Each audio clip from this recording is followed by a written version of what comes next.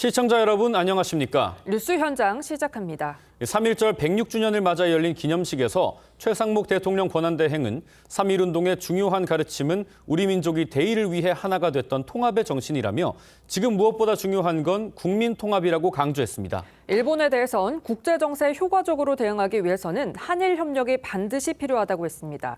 취재기자 연결해 자세한 내용 알아보겠습니다. 자, 김충년 기자, 3.1절에 한일 관계에 앞서 국민 통합을 강조한 건 이례적인 메시지죠? 네, 최상목 권한대행은 오늘 오전 서울 숭의여대에서 열린 3.1절 기념식 기념사에서 우리 사회 곳곳에 갈등과 분열의 그늘이 짙어지고 있다며 갈등과 분열을 극복하지 못하면 그동안 피땀 흘려 쌓아온 민주화와 산업화의 기적도 사상 누각이 될 것이라고 지적했습니다. 최 대행이 대통령 권한대행으로서 국경일 기념사를 내놓은 것은 이번이 처음입니다. 대통령 탄핵 정국에서 탄핵 찬반으로 국론이 분열된 상황에 대한 우려를 나타낸 것으로 보입니다. 세계 곳곳에서 지정학적 리스크가 심화되고 경제와 통상 불확실성이 증가하는 상황도 지적했습니다. 그러면서 우리의 국력은 100년 전과 비교할 수 없는 선진국 수준이라며 자신감을 바탕으로 경제안보 역량을 더욱 강화해 도약하자고 했습니다.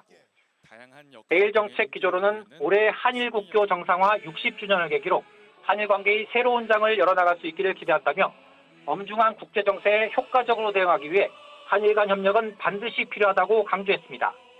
지금까지 정치부에서 전해드렸습니다. 3.1절인 오늘 서울의 거리는 윤석열 대통령 탄핵 찬성과 반대로 양분됐습니다. 양쪽 집회를 합쳐 35만 명이 쏟아져 나올 것으로 예고됐습니다. 광화문 집회 현장 나가 있는 취재기자 연결해 자세히 알아보겠습니다. 자, 신윤만 기자, 먼저 탄핵 반대 집회 상황은 어떻습니까? 네, 제 뒤로 보이는 것처럼 탄핵 반대 집회 인파가 광화문 일대를 가득 메웠습니다. 이들은 오후 1시부터 탄핵 무효, 윤석열 대통령 직무 복귀 등을 외치며 집회를 시작했습니다. 탄핵 반대 측은 전광훈 목사가 이끄는 자유통일당이 광화문 등 서울 도심 일대에 11만 명의 집회 인원을 신고했습니다. 윤상현 의원 등 국민의힘 일부 의원들이 참석할 걸로 알려졌고요. 전한길 강사가 간판인 세이브 코리아도 1시부터 여의도에서 대규모 집회를 벌이고 있는데 여기도 10만 명 규모입니다. 여의도 집회에도 나경원, 김기현 의원 등 여당 의원 30여 명이 참석할 걸로 전해졌습니다. 헌법재판소 주변인 안국역과 경복궁역 일대에서도 탄핵 찬성 집회가 열리고 있습니다. 네, 신 기자, 지금 탄핵 찬성 측 집회는 준비 중인 상황입니까? 네, 특히 오늘은 더불어민주당이 직접 탄핵 찬성 집회를 주관하는데요. 이재명 대표가 직접 참석하고 연단에도 오를 수 있어서 눈길을 끕니다. 민주당 등 야5당이 주최하는 탄핵 촉구 집회가 오후 3시 반부터 안국역 일대에서 진행되고요. 직후에 다른 탄핵 찬성 단체의 집회가 이어집니다. 이 집회는 10만 명이 참석할 것으로 예고됐습니다. 오늘 서울 도심에서 벌어지는 찬반 양측의 집회 예상 인원을 모두 합치면 35만 명이나 됩니다. 경찰은 서울경찰청 인원만으로는 집회 통제가 불가능하다 판단하고 전국 시도의 기동대원들을 상경시켜 76개 부대 5천여 명을 투입했습니다. 서울 세종대로에서 TV조선 신유만입니다. 네, 리포트에서 보신 정치권 쟁점들 전문가와 짚어보겠습니다. 최진영 변호사, 최창렬 용인대 특임교수 나오셨습니다. 안녕하십니까? 반갑습니다. 네, 3.1절인 토요일 오늘 서울 도심 곳곳에서 윤 대통령 탄핵을 놓고 그야말로 대규모 찬반 집회가 열리고 있습니다. 여야 모두 그야말로 총력전인데요. 오늘은 집회 입장에 대한 여야 목소리 먼저 들어보시죠. 우리 선조들이 피로 일군 민주주의가 지난 12월 3일 큰 손상을 입었습니다. 내란숙의 윤석열 일당으로 인해 100년 넘게 공들인 민주주의의 탑이 순식간에 무너졌습니다. 광화문에 모여 다시 대한민국, 다시 민주주의를 외쳐주십시오. 국민 여러분의 뜨거운 열기로 독재를 향한 내란숙의 꿈을 짓밟아 주십시오. 저희 당 지도부 차원에서는 일단 각 의원님들의 개별 활동으로 맡겨놓은 상태이기 때문에 그 연장선상에서 봐주시면 됩니다. 네, 오늘 경찰에 집회 신고한 찬반 양측 인원이 서울에서만 35만 명으로 알려졌거든요. 여야가 막판 지지층 결집을 위해서 총력전을 벌이는 이유가 뭘까요? 그렇습니다. 헌법재판의 본질을 저희가 헌법을 공부할 때에 정치적 사법이다 이렇게 표현을 합니다. 한마디로 정치반, 사법반 이렇게 되는 것이죠. 네. 결국 사법은 윤석열 대통령 변호인단과 그리고 또 국회 소추단이 열심히 싸우지만 그 장외전으로서 정치에 관한 것은 결국 여론 아니겠습니까? 예. 마치 박근혜 전 대통령에 대해서 탄핵 절차가 진행될 때 이른바 그 촛불혁명이다라고 하는 그런 많은 장외 집회가 있음으로써 박 대통령에 대한 지지율이 5% 정도 떨어지자 결국 헌법재판관들이 8명 전원인치해서 탄핵을 했지 않습니까? 그와 같은 어떤 경험에 비춰봤을 때 이번에는 그래서는 안 된다 하는 자각이 있었고 더불어서 이번 그 탄핵 그리고 또 윤 대통령에 대한 체포 과정에서 굉장히 많은 적법 절차 위반, 불법 체포 논란이 있으면서 결국 현 상황 속에서는 결집해서 의사를 모을 때 이 헌법재판소의 결과를 영향을 미칠 수 있다는 그런 어떤 그 자유우파의 그 깨달음이 있었던 것 같습니다. 네. 그러다 보니까 특히 오늘 같은 경우에 제가 이 방송에 오기 한 1시간 전에 광화문에서 도착을 했는데 네. 광화문에서 서울시청까지, 서울시청에서 남대문, 나아가 남대문에서 서울역까지 거의 태극기의 물결이 정말 물결치는 그런 모습이었습니다. 이 그 TV조선 건물까지 들어가기까지 이 길을 걷기조차 힘들 정도로 굉장히 많은 인원들이 모였는데 말씀드린 것처럼 3.1절 이 연휴 첫날 황금 같은 연휴 시기에도 윤 대통령에 대한 어떤 탄핵 반대를 넘어서 자유민주적 기본 질서를 지키겠다라는 그런 어떤 시민들의 결심이 행동으로 나선 것이 아닌가 그런 생각입니다. 말씀하신 것처럼 연휴 첫날인 3.1절 오늘은 이 독립 만세운동을 부르면서 국민이 하나가 됐던 국경일이기도 합니다. 그런데 공교롭게도 이런 날 국민이 양분돼서 나뉘는 광경이 참 3.1절의 의미를 퇴색시킨다, 안타깝다 이런 의견도 좀 있어요. 제가 여기 이제 TV조선에 오면서 예. 전철을 타고 왔거든요. 예. 5호선 광화문역에서 내리는데 대단히 힘들었어요. 광화문역 6번 출구 나오면서 여기까지도 힘들었고 TV조선까지도 아주 힘들게 그렇죠. 왔는데 사람들이 정말 많더라고요. 네, 정말 많더라고요. 어떻게 제가 뚫고 들어오기가 어렵더라고요. 그러니까 제가 보면서 오늘 3.1절이잖아요. 그 네. 3.1절이 아니라도 마찬가지인데 어떻게 이렇게 나뉠 수가 있을까? 물론 이 광화문 일대 뭐 탄핵 반대 집회가 열리고 저쪽 안국동 쪽 헌법재판소 쪽은 이제 탄핵 찬성 집회가 열린다고 하는 거 아니겠어요? 네. 어쨌든 뭐 굉장히 많이들 모였던데 3.1절이 뭡니까? 일제 침탈, 수탈, 억압, 탄압에 맞서서 맨주먹으로 싸워 일어난 게 3.1절 아니겠어요? 네. 근데 그 정신과 너무나 배치되는 것 같아요. 이 양쪽 분열상이 말이죠. 겨우 12월 3일 날 비상계엄을 선포하고 여기까지 왔어요 지금. 이제 한 뭐 보름 남았다는 건데 이제 탄핵 심판이 최종 언제 결론 날지 모르겠습니다만 이 생각이 이렇게 바뀌었단 말이에요. 갈렸다는 거예요 지금. 네. 현재 이 대한민국에서 벌어진 똑같은 일을 두고 이렇게 다르니까 중간지대에 어떤 접점이 없는 것 같아요 현재로서. 워낙 뭐 지금 여야가 그리고 뭐 어차피 여야가 이제는 뭐 개별의원의 행동이라 하더라도 이재명 대표 오늘 이제 안국역에 나온다는 거 아니에요? 예, 그렇다고 합니다. 여야 어차피 최대 결집시키는 것 같아요. 이게 사실 헌재 재판이 뭐 결집하고 이런다고 되는 건 아닌데 아무리 정치적 사법이라 하더라도 결국은 법리와 증거와 원칙, 헌법과 법률 위반되냐 여부를 따지는 것이고 그 헌법과 불법적인 것들, 불법적이고 위헌적인 행동이 만약 있다면 그 행동이 과연 대통령을 파면할 정도로 중대한 것인가를 네. 보는 겁니다. 근데 아무튼 국민들의 생각이 나눠져 있으니까 그걸 이제 반영하고 있는 건데 정말로 이제는 얼마 안 남았습니다만 그 이유가 더 문제인 것 같아요. 기각이 되든 인용이 되든 말이죠. 그런 생각이 착잡하게 하면서 왔습니다. 네, 보시는 것처럼 벌써부터 많은 인원들이 몰려있는 거 볼 수 있는데요. 오늘 민주당을 비롯한 야권 5개 당이 연대해서 장외 집회에 나서고요. 국민의힘에서도 많은 의원들이 탄핵 반대 집회에 참석할 예정인데요. 이 탄핵 반대 목소리를 높이고 있는 친윤 국민의힘 윤상현 의원의 목소리부터 들어보시죠. 대통령 탄핵 구속사태의 본질은 자유민주주의 법치주의가 무너지고 있다는 사실 잘 알고 계시죠? 내란죄 없는 수사권이 없는 공수처가 수사를 하고 또 영장 청구하고 발부하고 집행하는 모든 과정이 불법인 거 아시죠? 거기에 검찰이 동조하고 헌법재판소가 정치 편향, 불공정의 대명사 잘 아시죠? 자유민주주의 법치주의 수호를 위해서 대통령 탄핵 기간을 위해서 싸우겠습니다. 네, 국민의힘에서는 의원들 30여 명 정도가 이 서울 도심과 지역구에서 탄핵 반대 집회에 참석할 전망이고요. 광화문 집회에는 친윤계 의원들이 자리한다고 합니다. 지금 저희가 여의도 집회 영상을 보여드리고 있는데 여기에도 이 나경원, 김기현 등 국민의힘 의원들이 상당수 자리한 모습입니다. 그리고 좀 있으면은 야당 대표들도 지금 안국역에 모인다고 하죠. 이런 여야의 총력전이 여론 형성에는 좀 어떤 영향을 미치겠습니까? 기본적으로 여야의 전략이 조금 다른 것 같습니다. 네. 무슨 말씀이냐 하면은 여당 같은 경우에는 각 개개인 의원들의 판단에 따라 탄핵 반대 집회에 참석해서 의견을 밝히도록 하는 반면에 지금 야당 같은 경우에는 당론으로 이재명 대표가 직접 연단에 나와서 실질적으로 윤 대통령에 대한 탄핵을 촉구하는 그런 결의를 하지 않습니까? 사뭇 완전히 결이 다른 것 같습니다. 결국 그런 점에서 지금 그 여당 같은 경우에는 뭐 이번 3.1절 그 행사를 통해서 탄핵을 반대를 하고 실질적으로 지금 윤 대통령의 석방을 요청하는 반면에 실제로 지금 이재명 대표를 비롯한 민주당 같은 경우에는 신속하게 탄핵시켜가지고 이 조기 대선을 치르자고 하는 그런 목적 자체가 완전히 다른 건 아니겠습니까? 네. 그렇기 때문에 특히 지금 좀 전에 얘기하신 것처럼 이재명 대표나 이런 사람들은 뭐라고 했습니까? 지난번 그 2주 전이었습니까?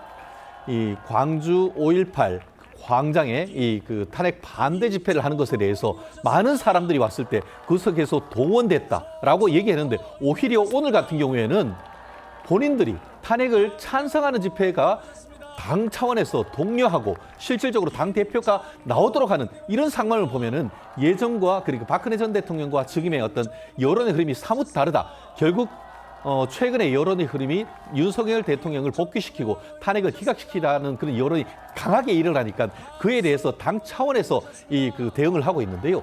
그만큼 이재명 대표의 마음이 급하다라는 것을 보여주는 것이 아닌가 싶은데 분명히 오늘은 새 대결이 이루어지고 있는데 적어도 지금 윤 대통령에 대한 탄핵을 반대하는 그 집회 같은 경우에는 광화문부터 말씀드린 것처럼 남대문을 넘어서 지금 서울역까지 굉장히 공간 자체가 넓습니다. 그 반면에 이재명 대표 같은 경우에는 안국역 사거리를 가득 채우자고 하는데 거기는 해봤자 광화문의 5분의 1도 안 될 겁니다. 그렇기 때문에 본질적으로 다 나와라 하는데 나오지 않는다면 그 결과에 대해서 상당 부분의 이재명 대표로서도 상당히 머쓱해지고 리더십에 타격을 입을 수도 있는 그런 어떤 위험이 있는 그런 상태가 된 것이 아닌가 봅니다. 네, 뭐 광주에서 열린 집회에 대해서 이재명 대표가 동원됐다라고 말하는 건 저희가 좀 확인을 해보겠습니다. 네. 네, 앞서 저희가 국민의힘 의원들이 여의도에 나가 있는 모습 보여드렸는데 어제는 국민의힘 의원 76명이 헌법재판소를 찾아가서 공정하고 신중한 판단을 촉구한다라는 탄원서를 제출하기도 했습니다. 이게 헌재를 향한 압박이 될 가능성도 있어 보이거든요. 국민의힘 의원들이 말이죠. 헌법기관들 아니에요, 의원들도. 헌재도 헌법기관이고. 네. 헌재 흔드는 거 좀 그만했으면 좋겠어요. 기다려야죠, 이제. 변론 다 끝났잖아요. 변론길 다 끝났고. 한 보름이가 얼마 있으면 이제 결론이 난다는 건데 마지막까지 얼마나 불안하면 저렇게 헌재를 찾아가겠어요. 제가 보니까 지금 이 세 대결의 양상이 분명히 있긴 있는 것 같은데 지난 주말 여론조사도 그렇고 말이죠. 탄핵 찬반 다시 벌어지고 있어요. 중도층은 압도적입니다. 탄핵 찬성이 말이죠. 연령별로는 아주 차이가 편차가 심해요. 60대는 거의 반반인 것 같고 대략 얼추. 70대 이상 분들은 탄핵 반대가 훨씬 더 많은 것 같고 말이죠. 네. 그 이외의 그 연령층은 탄핵 찬성이 굉장히 많아요. 세대결로 이 현재 이걸 보고서 판단하는 건 전혀 아닌 거죠. 물론 여론이라는 것을 전혀 무시할 수 없다 하더라도 기본적으로 헌재 재판이라는 게 위헌이냐 불법이냐 아까 제가 말씀드린 것처럼 그리고 이게 과연 대통령 파면을 시킬 거냐 말 거냐 이런 사람이 대통령 하는 게 맞냐 틀리냐 헌법 소지가 있냐 이런 걸 보는 겁니다. 근데 어쨌든 탄핵을 반대하고 대통령의 복귀를 원하는 분들은 마지막에 최대한 자신들의 의견을 결집시키는 거죠. 그러니까 국민의힘도 거기에 대해서 나가서 얘기를 하는 거는 뭐 말릴 수 없어 이제. 더 이상 이제 와서 여야가 굳이 뭐 의원을 동원해라 말아라 이런 걸 비판하고 그럴 계제는 아닌 것 같고 네. 이제는 더 이상 자신의 의견 얘기하는 겁니다. 탄핵 반대 세력도 그렇고 탄핵 찬성하는 사람들도 그렇고 자신들 얘기하고 여야 마찬가지입니다. 네. 얘기하고 이제 마지막 헌재 재판은 기다려야죠. 예. 최 변호사님 아까 전에 하신 말씀은 그 민주당에서 외지인들이 온 집회다. 많이 왔다. 그런 취지로 얘기했습니다. 이재명 대표가 직접 말한 건 아니죠? 네, 민주당 쪽에서 얘기했다는 그렇죠. 말이죠. 네. 민주당 이재명 대표 이 집회 참여를 독려하면서 오늘 연단에 선다고 합니다. 그럼 과거에는 어떤 발언을 했는지 그것도 준비했습니다. 한번 들어보시죠. 그들은 국민이 즐긴 나라를 부정하고 끊임없이 다시 자신들이 지배하는 나라로 되돌아가고자 획책하고 있습니다. 우리가 힘을 합쳐 그들의 반격을 막아내고 신속하고 엄정한 책임 윤석열에 대한 파면 처분이 가장 빠른 시간 내에 이루어질 수 있도록 우리가 계속 함께 싸워야 하지 않습니까? 네, 오늘 집회에는요, 민주당과 조국혁신당 등 야권 5개 당이 윤 대통령 파면을 요구하는 그런 장애 집회를 열고요. 이렇게 5개 야당 대표 모두가 집회에 참여할 전망인데 이게 처음 있는 일이잖아요. 어떤 의미가 있을까요? 처음이라는 의미에서 나름대로 의미는 있겠죠. 다만 명분은 윤 대통령에 대한 탄핵이지만 실리를 합하면 서로 이해관계가 약간 다른 것이 아닌가. 네. 물론 기본적으로 이제 뭐 조기 대선을 하면은 본인들이 후보를 내려고 하는 그런 의도는 같습니다만 크게 봤을 때는 사실상 명분은 윤석열 대통령을 탄핵을 명분으로 실무는 이재명 방탄 집회, 나아가 이재명 조기 대선 대권 프로젝트 이렇게 보는 것이 정치적 맥락에 맞지 않을까 싶습니다. 말씀하신 것처럼 어떻게든 해서 현재의 여론이 어떻게 보면 상당히 좀 윤 대통령의 지지세가 올라오는 상태에서 예봉을 꺾으려고 하는 그런 것인데 실질적으로 예봉을 꺾으려고 하는 과정에서 굉장히 많은 어떤 여론이 지지하고 그 자리에 정말 많은 사람들이 공감해서 나온다고 하면은 그와 같은 효과가 있겠지만 열심히 나와라라고 해서 5개 정당의 지도부가 다 모였는데 그 자리에 모인 인원이 이른바 탄핵 반대 집회와 비추어서 10분의 1도 되지 않는다라고 하면은 주말 동안 있어서 월요일 날 나오는 신문 일면 사진이 비교가 될 것 아니겠습니까? 예. 그러면은 그때의 여론의 흐름이 어떻게 될지 아마 그렇기 때문에 민주당 같은 경우에 더더욱더 지금도 조직적으로 좀 전국에서 모여라라고 할 것 같은데 저 또한 과연 탄핵 찬성 집회에서 어느 정도의 인원이 모일지 정말 귀추가 지목됩니다. 네. 네, 앞으로의 여론 흐름 좀 지켜봐야 될 것 같고요. 다음 쟁점으로 넘어가 보겠습니다. 네, 감사원이 선관위의 특혜 채용 감사 결과를 발표한 뒤 선관위를 비판하는 목소리가 커지고 있습니다. 국민의힘 권성동 원내대표 목소리 들어보겠습니다. 선관위는 친인척 채용 논란이 생기자 서류 파기를 지시하는 등 범죄 행위의 은폐를 시도했습니다. 압도적인 부정을 저지른 것도 모자라 저열한 조직적 은폐까지 시도한 것입니다. 이쯤 되면 선거를 관리하는 조직인지 범죄 마피아 패밀리인지 헷갈릴 지경입니다. 지금의 선관위는 대한민국 그 어느 조직보다도 썩은 상태입니다. 자정 능력을 기대하기가 어려운 상황입니다. 네, 마피아 패밀리다, 제2의 조국 사태다. 국민의힘의 비판 수위가 상당히 높습니다. 그런데 민주당에서는 이 선관위 채용 비리에 대한 논평이나 공개 발언, 최 교수님, 그런 건 좀 따로 없는 것 같습니다. 선관위가 이렇게 하면 안 되죠. 지금 이제 헌재에서 선관위에 대해서 감사원이 직무감찰이 위법하다라고 얘기는 했어요. 네. 선관위가 그건 헌법기관이기 때문에 그런 겁니다. 헌법기관이기 때문에 직무감찰하지 말라는 얘기예요. 그리고 대통령의 영향력 하에 있는 감사원이 이 선거에 영향을 끼칠까 봐 이제 위법하다, 위헌적이다고 얘기한 겁니다만 그럼에도 불구하고 그게 선관위의 이런 행동을 전혀 정당화하는 건 아닌 거죠. 헌재도 그런 취지의 얘기를 했어요. 제가 볼 때 선관위가 말이죠. 이게 무슨 얘기가 뭐 가족회사다, 무슨 뭐 전통이다 얘기하는데 이게 말이 안 되는 얘기예요. 네. 헌법기구가 아니고가 중요한 게 아니라 이건 헌재는 헌법에 따라서 그렇게 판시한 것이고 어떻게 이게 가족회사입니까? 이 헌법기구인데 헌법기관인데 네. 선거를 관리하는 데 아닙니까? 아니, 민주주의가 지탱하는 건 뭡니까? 선거에 의해서 지탱되는 거예요. 선거는 민주주의에 꽂힌 것이고 우리가 채택하고 있는 민주주의는 대의민주주의예요. 대의민주주의는 선거를 전제로 하는 겁니다. 네. 근데 그 선거를 관리하는 이 기관이 헌법기관인데 이렇게 이걸 가족회사고 이 친인척 채용이 전통이고 관행이다.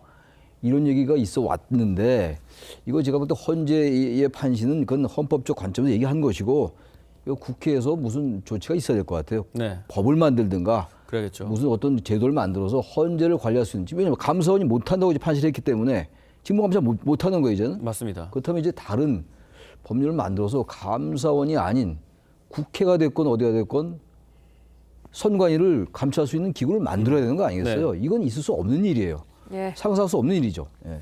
네, 관련해 저희가 뉴스 하나 준비했습니다. 이 감사원이 그제 친인척 채용은 전통이라는 진술까지 담긴 선관위의 특혜 채용 감사 결과를 발표한 뒤에 선관위 기강회의를 질타하는 목소리가 잇따르고 있습니다. 저희가 380쪽이 넘는 감사보고서 전문을 면밀히 살펴봤더니 이 서류와 면접평가 조작 방법을 팁이란 명칭까지 붙여 파일로 저장하는가 하면 감사가 시작되자 증거인멸을 시도한 정황이 새롭게 드러났습니다. 정민진 기자의 단독 보도입니다.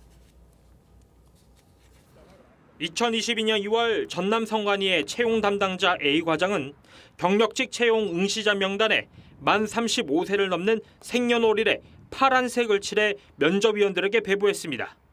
실제 나이 제한이 없지만 나이로 거르기 위해 성관위 인사 담당자들이 써온 꼼수 중 하나인데 채용 과정이 마무리된 뒤 한 실무자는 서류 전형과 면접 팁이란 파일까지 만들어 저장했습니다. 편법으로 서명 부분만 미리 받거나 평정표를 수정하고 심사위원이 아닌 인사 담당자가 심사 집계표를 집계해 합격자를 결정한다는 내용까지 자세히 적혔습니다. 이듬해 불거진 채용 특혜 의혹에 중앙선관위가 자체 감사에 돌입하자 상급자가 파일을 폐기하라고 지시하는 등 증거 은폐까지 시도한 걸로 조사됐습니다. 파일 존재를 뒤늦게 알게 된 간부가 세상 다 끝난 사람처럼 좌절한 표정을 지었다는 진술까지 나왔습니다. 가족, 친척 채용 청탁, 면접 점수 조작, 인사 관련 증거 서류 조작, 은폐 등의 비위를 적발했습니다. 아들 특혜 채용 혐의로 재판 중인 김세환 전 중앙선관위 사무총장은 지인이 태권도 3단이라며 인천 선관위에 방호직 채용을 지시했고 이후 실무자들이 논의하는 과정에서 메신저 보안이 취약하다며 직접 연락을 언급한 사례도 감사 과정에서 확인됐습니다. 채용 특혜와 함께 해이해진 근무 기강 실태도 드러났는데 강원과 제주에서 근무한 한 직원은 8년 동안 800일 넘게 해외에 체류하면서 180일 넘는 무단결근과 셀프 병가를 이용한 걸로 조사됐습니다. TV조선 정민진입니다. 네, 선관위의 조직적인 채용 비리 정말 충격적인데요. 채용을 위한 꼼수까지 공유를 했어요. 왜 유독 이렇게 선관위에서만 비리가 운상이 되는 걸까요? 정말 저는 충격이었습니다. 본인들이 가족 회사다라고 하는데 가족 회사들은 왜 세금으로 월급 받죠? 패밀리 비즈니스면 자기들이 비즈니스에서 자기가 벌어놓은 돈으로 해가지고 먹어 살려야 되는 건 아니겠습니까? 국민의 혈세를 가지고 월급을 받는 조직이 어떻게 감사원의 감사를 받는 데 있는 사람들한테 이와 같은 것은 가족 회사이고 더불어서 믿을 만한 사람을 뽑기 위한 전통이다라고 뻔뻔하게 얘기를 할 수가 있겠습니까? 네. 제가 최근에 확인을 해봤더니만 9급 공무원 공채시험, 선관위 공채시험에 100명 뽑는데 87,800명, 878명이 중에 한 명이 뽑히는 그 정도의 치열한 경쟁이 있는데 가족들끼리는 짬짬이 해가지고 경력직으로 쏙쏙 넣어버린 그런 부분에 대해서 우리가 분노하지 않을 수 없는데요. 저도 지금 380쪽 된 이게 감사 결과를 봤는데 소제목이 15개나 있습니다. 예? 첫 번째 대표적인 케이스를 몇 개를 보면 사무총장 자녀에 대한 조직적 인사 특혜 제공, 면접 점수를 임의로 작성하는 등으로 합격자를 부당하게 결정하고 증거를 조작하는 것, 청탁에 관한 특혜 제공, 이런 것들이 15개나 줄줄이 있습니다. 더불어서 해외 여행을 목적으로 한 장기간 반복적 무단결근, 허위 병가 등 복무 태만, 일반 공무원 조직이라고 하면 있을 수 없는 것이죠. 그런데 최근에 어땠죠? 헌법재판소가 감사원이 감사할 수 없다고 해서 마치 007한테는 살인 면허를 주고 이 중앙선거관리위원회한테는 불법 면허를 준 거나 마찬가지 아니겠습니까? 이런 헌법재판소의 결과에 대해서 많은 국민들이 지금 굉장히 어떻게 보면 분노해하고 있는데요. 이에 대한 대책 반드시 필요하고 지금 어제 보니까 국민의힘에서 이와 같은 외부 감사에 관한 법률을 지금 발의했다고 하는데 네. 저는 거의 그거에 나아가 이런 부분에 대해서 감사원 결과에 대해서 참 특검을 해야 되는 것이 아닌가. 네. 그렇게 해서 발본색원해야 되는 것이 아닌가. 저는 그렇게 봅니다. 저희 선관위가 채용 특혜 의혹에 대해서 자체 감사에 돌입을 하니까 네네. 상급자가 파일을 폐기하고 증거 은폐까지 네네. 시도한 걸로 드러났거든요. 좀 짧게 이게 사실일 경우에는 어떤 법이 좀 적용될까요? 즉각적으로 했을 때 형법적으로 봤을 때의 증거인멸 교사 그리고 네. 실질적으로 증거를 없앤 사람은 증거인멸죄가 되는 것이고 이건 다 공공기록입니다. 공공기록을 임의로 파악을 하면은 공용 물건 손괴죄 이런 부분으로 되기 때문에 그 처벌 수위도 상당히 높습니다. 네. 이 부분 그렇기 때문에 제가 말씀드린 것처럼 기존에 검찰이 압수수색 영장을 제시를 하면은 법원장이 사실상 각급 시도 선관위 위원장이고 해서 영장이 안 나왔다는 건 아니겠습니까? 예. 그러니까 이제는 그런 방탄복 벗겨버리고 특검 같은 거 해야 될 필요성이 아주 높다고 봅니다, 저는. 네, 지금까지 정치권 쟁점 짚어봤습니다. 두 분 말씀 여기까지 듣겠습니다. 감사합니다. 감사합니다.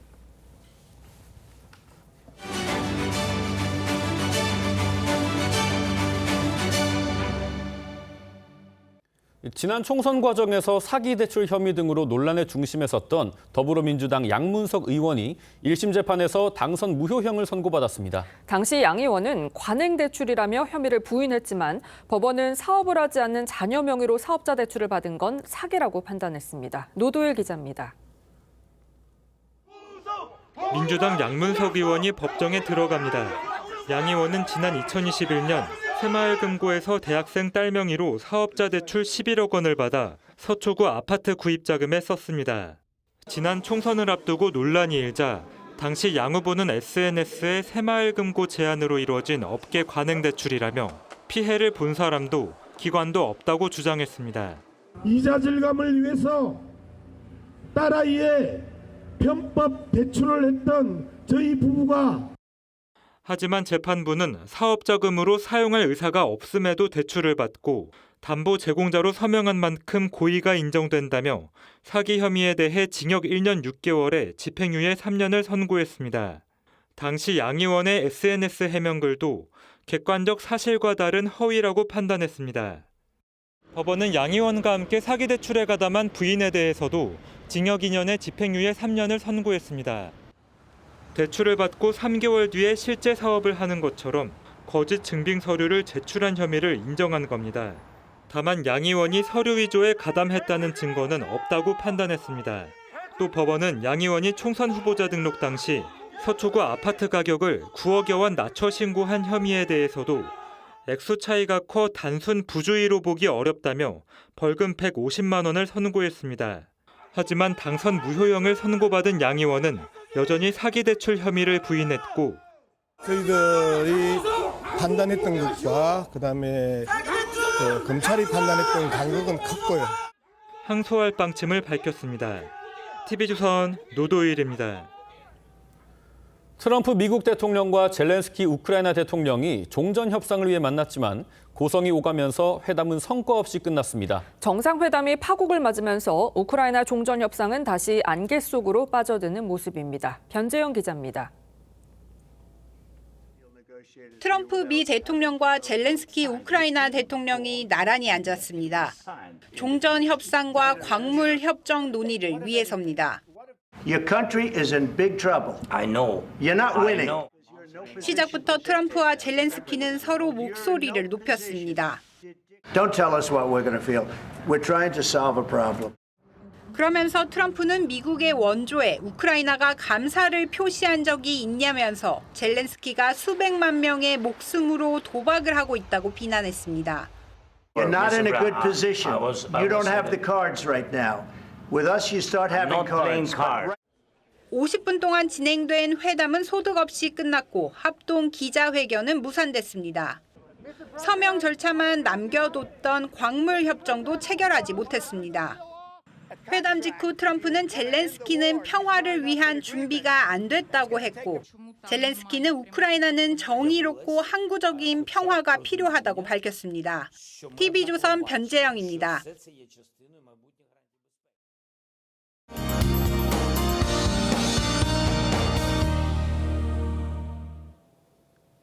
3일절인 오늘 충남과 호남, 제주에 산발적으로 비가 내리겠습니다. 비는 차츰 전국 대부분 지역으로 확대되겠는데요. 오늘 예상 강수량은 5에서 30mm로 많지는 않겠습니다. 하지만 내일부터 북쪽에 찬 공기가 내려오면서 전국에 폭우와 폭설이 내리겠는데요. 강원 동해안과 제주에 최대 100mm의 많은 양의 비가 예상됩니다. 이후 점차 기온이 떨어지며 비가 눈으로 바뀌어 내리겠습니다. 강원 산지에 최대 70cm 이상의 폭설이 내려 쌓이겠습니다. 연휴 동안 폭설과 폭우로 인한 피해 없도록 대비 철저히 해주시기 바랍니다.